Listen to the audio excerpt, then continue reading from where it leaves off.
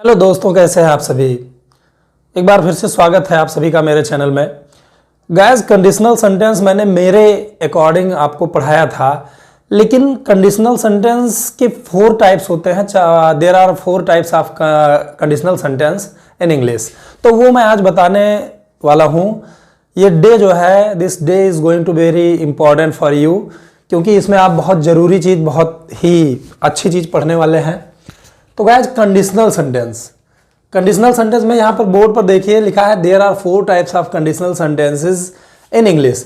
यानी अंग्रेजी में 4 प्रकार के कंडीशनल सेंटेंस होते हैं। तो आज मैं with concept and with proper examples आपको चारों कंडीशनल टाइप जो है, 4 कंडीशनल टाइप जो हैं, काइंड्स हैं, उनको मैं बताने वाला हूँ। तो इसमें 4 कौन कौन से हैं आप यहाँ बोर्ड पे देख सकते हैं। टाइप 0, जिसको हम कहते हैं जीरो कंडीशनल सेंटेंस। अब इसको जीरो कंडीशनल सेंटेंस क्यों कहा जाता है, ये मैं अभी आपको बताता हूं। पहले ये समझ लीजिए कि 4 टाइप्स ऑफ कंडीशनल सेंटेंस क्या होते हैं। टाइप 0 यानी जीरो कंडीशनल सेंटेंस। टाइप 1 में है फर्स्ट कंडीशनल सेंटेंसेस, और टाइप 2 में है सेकंड कंडीशनल सेंटेंसेस। टाइप 3 में है थर्ड कंडीशनल सेंटेंसेस। यानी conditional sentence is divided into 4 types, जो आपने अभी यहाँ पे पढ़ा। तो इस वीडियो में सबसे पहले मैं आपको जीरो कंडीशनल सेंटेंस पढ़ाने वाला हूं। जीरो कंडीशनल सेंटेंस क्या है, ये अगर आप लिख रहे हैं, नोट कर रहे हैं, तो इसको लिख लीजिएगा। जीरो कंडीशनल सेंटेंस में जनरल ट्रुथ या साइंटिफिक फैक्ट्स, यानी सामान्य सी सच्चाई और वैज्ञानिक तथ्यों को दर्शाया जाता है। इसमें सामान्यतः तो आप देख रहे हैं कि कंडीशनल सेंटेंस का मतलब शर्त सूचक वाक्य होता है, लेकिन इसमें शर्त नहीं रहता। इसमें शर्त की बात बिल्कुल भी नहीं होती है। इसमें बस सामान्य ट्रुथ यानी general truth and scientific facts और वैज्ञानिक जो है तथ्यों के बारे में बताया जाता है। इसमें जरा भी शर्त का बोध नहीं होता है।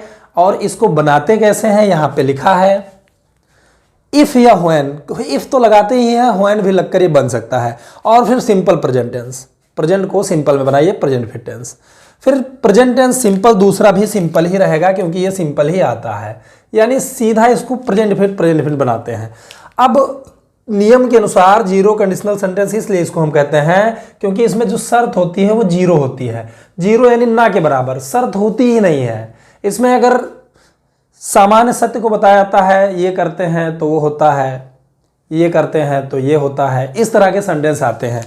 तो जैसे यहाँ पे देखिए, आप सेंटेंस को पहले पढ़ते हैं। अगर बर्फ पिघलती है तो वह पानी में बदल जाती है। अब यहाँ पे ये साइंटिफिक फैक्ट्स बताया गया है, वैज्ञानिक तथ्य को बताया गया है कि अगर बर्फ पिघलती है तो वह पानी में बदल जाती है। ये देखिए, यदि मैं फल खाता हूं तो मुझे ऊर्जा मिलती है। ये भी एक प्रकार का साइंटिफिक फैक्ट है, लेकिन इसको सामान्य सत्य के अंतर्गत भी रखा जा सकता है। भाई, फल खाते हो तो सामान्य सी बात है कि आपको ऊर्जा मिलेगी। ठीक है। यहाँ पे देखिए, अगर हम रोते हैं तो आंखों से आंसू बहते हैं। तो ये सामान्य सत्यता है कि अगर हम रोते हैं तो आंखों से आंसू आ जाते हैं, यानी जनरल ट्रुथ है। और इसमें शर्त की बात जरा भी नहीं होगी। कहाँ इसमें शर्त है? अगर हम रोते हैं तो आंखों से आंसू बहते हैं, शर्त का मतलब कुछ करेंगे आप तो कुछ पाएंगे। तो इसमें कोई ऐसी बात नहीं, इसमें बस सत्यता बताई जा रही है, जनरल ट्रुथ बताया जा रहा है, साइंटिफिक फैक्ट बताया जा रहा है। तो इसीलिए इसको हम जीरो कंडीशनल सेंटेंस कहते हैं। यहाँ पे देखिए, अगर लोग ज़्यादा खाते हैं तो मोटे हो जाते हैं। सीधी सी बात, सत्य बात, अगर ज़्यादा खाओगे भैया तो मोटे हो जाओगे। यहाँ पे साइंटिफिक चीज़ देखिए, यदि हम पानी को 100 डिग्री से ऊपर गर्म करते हैं तो वह उबलने लगता है, उबलता है। तो ये तो साइंटिफिक बात है कि 100 डिग्री से ऊपर हम अगर उसको गर्म करें तो उबलेगा। तो ये साइंटिफिक ट्रुथ है और जनरल ट्रुथ, इसमें शर्त बिल्कुल भी नहीं होगी। बस यही समझ लीजिए, इसको हम जीरो कंडीशनल सेंटेंस कहेंगे। अब इसको बनाने के लिए क्या किया जाए, इफ लगाकर आपको सिंपल प्रेजेंट फिर बना देना है, फिर दूसरा भी प्रेजेंट फिर टेंस बनाना है। देखने में ये प्रेजेंट फिर टेंस है। अगर बर्फ पिघलती है तो इसको हमने बनाया इफ, बर्फ यानी आइस।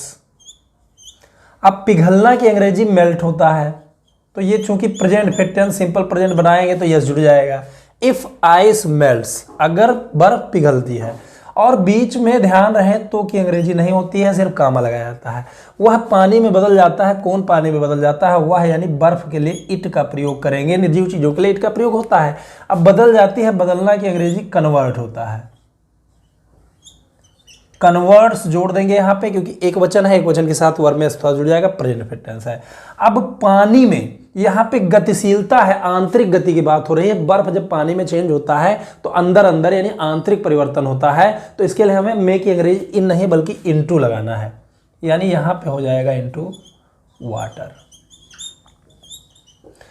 तो ये गाइस बन गया, अगर बर्फ पिघलती है तो वह पानी में बदल जाती है। If ice melts it converts into water. यहाँ पे व्हेन भी लगाया सकता है, व्हेन आइस मेल्ट्स, जब बर्फ पिघलती है, इट कन्वर्ट्स इनटू वाटर, ये पानी में बदल जाती है। व्हेन लगाएंगे तब भी ये जीरो कंडीशनल के अंतर्गत ही आएगा, ये बात ध्यान रखिए। चलिए चलते हैं, यदि मैं फल खाता हूँ तो मुझे ऊर्जा मिलती है, तो यहाँ पे इफ या व्हेन लिख सकते हैं। इफ मैं फल खाता हूँ यानी आई, खाना की अंग्रेजी ईट, सिंपल प्रेजेंट टेंस बनाइए इसको प्रेजेंट परफेक्ट टेंस में। आई ईट, क्या खाता हूं, fruits. If I eat fruits, अगर मैं फल खाता हूं तो मुझे ऊर्जा मिलती है। तो की अंग्रेजी गाइस आप ध्यान रखिएगा, कुछ नहीं होता है। मुझे ऊर्जा मिलती है यानी किसको ऊर्जा मिलती है, मुझे, ये सब्जेक्ट है, तो सब्जेक्ट पहले लिखेंगे यानी सब्जेक्ट के रूप में आई लिखेंगे, मी नहीं लिखेंगे। नोमिनेटिव केस में हमेशा आई लिखा जाता है। आई, अब मिलती है यानी मिलना की अंग्रेजी गेट, और इनको क्या मिलती है, ऊर्जा। ऊर्जा की अंग्रेजी आप सभी जानते हो, एनर्जी। तो if I eat fruits I get energy. Guys एक चीज और ध्यान रखिएगा, चाहे तो हम इफ को बीच में भी लिख सकते हैं, तो दूसरा वाला सेंटेंस पहले के स्थान पर आ जाएगा, पहला वाला सेंटेंस दूसरे के स्थान पर हो जाएगा, लेकिन तब आपको कॉमा का यूज नहीं करना है। तो जैसे ये सेंटेंस है, अगर हम रोते हैं तो आंखों से आंसू बहते हैं, चाहे तो हम पहले ये सेंटेंस भी बना सकते हैं, आंखों से आंसू बहते हैं, क्या बहते हैं, आंसू, ये सब्जेक्ट है, तो इसको हम लिखेंगे टीयर्स यानी आंसू। अब बहना की अंग्रेजी रोल डाउन, रोल डाउन यानी टीयर्स रोल डाउन आंखों से, यानी from the eyes, from the eyes. तो पहले हमने इस सेंटेंस को बना दिया, आंखों से आंसू बहते हैं, tears roll down from the eyes. अगर हम रोते हैं तो इफ को हम यहां पे यूज करेंगे, तब कामा नहीं लगाएंगे दोस्तों। हम रोते हैं, प्रेजेंट परफेक्ट टेंस है, इसको बना लीजिए बी। रोना की अंग्रेजी होता है बी, लेकिन इसका मतलब ये नहीं है कि ये इस तरह नहीं बन सकता है, ये इस तरह से बनता है, इफ बी बी, अगर हम रोते हैं, tears roll down from the eyes, इस तरह भी बन सकता है, चाहे तो आप इसको आगे भी कर सकते हैं। तो गाइस ये है जीरो कंडीशनल सेंटेंस, इसमें कंडीशन बिल्कुल भी नहीं होती है, शर्त बिल्कुल भी नहीं होता है, बस सामान्य सत्यता और साइंटिफिक फैक्ट्स, यही दो चीज़ें आती हैं, बस इसीलिए इसको जीरो डिग्री कहते हैं। अगर लोग ज़्यादा खाते हैं तो मोटे हो जाते हैं, सामान्य सत्य है, ज़्यादा खाओगे मोटे हो जाओगे, अगर शारीरिक रूप से कोई प्रॉब्लम नहीं है तो यहाँ पे इफ लगाएंगे। अब लोग ज़्यादा खाते हैं, कौन खाते हैं, द पीपल, यहाँ लिख दिए। खाते हैं यानी ईट, ज़्यादा की अंग्रेजी होता है मच या एक्सेसिवली।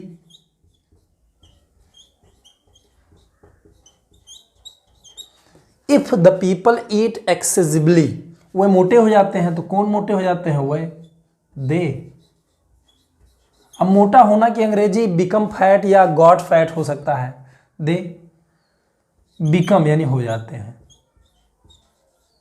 उसमें एस थोड़ा नहीं जुड़ेगा क्योंकि बहुवचन है, क्या हो जाते हैं, मोटे यानी फैट, या गॉड भी हम लिख सकते हैं, ठीक है। तो इस प्रकार आपको बनाना है। अब अगला सेंटेंस जो साइंटिफिक फैक्ट को बता रहा है, वैज्ञानिक तथ्य को बता रहा है, यदि हम पानी को 100 डिग्री से ऊपर गर्म करते हैं तो वह उबलने लगता है। तो इसको हम बनाएंगे, चाहे तो हम ये पहले बना सकते हैं, वह उबलने लगता है, इट बॉयल्स। इफ बी, अब गर्म करते हैं यानी हीटेंस, गर्म करना की अंग्रेजी हीटेंस, ठीक है, हीटन मतलब गर्म करना। अब पानी को द वाटर, अब एबव 100 डिग्री ये लिख देंगे, लेकिन चाहो तो ऐसे भी बना सकते हैं, इफ वी। अब गर्म करना की अंग्रेजी होता है हीट यानी हीटन, यहां पे जोड़ देंगे एस, एफ वी हीटन, नहीं यहां पे एस नहीं जोड़ेंगे,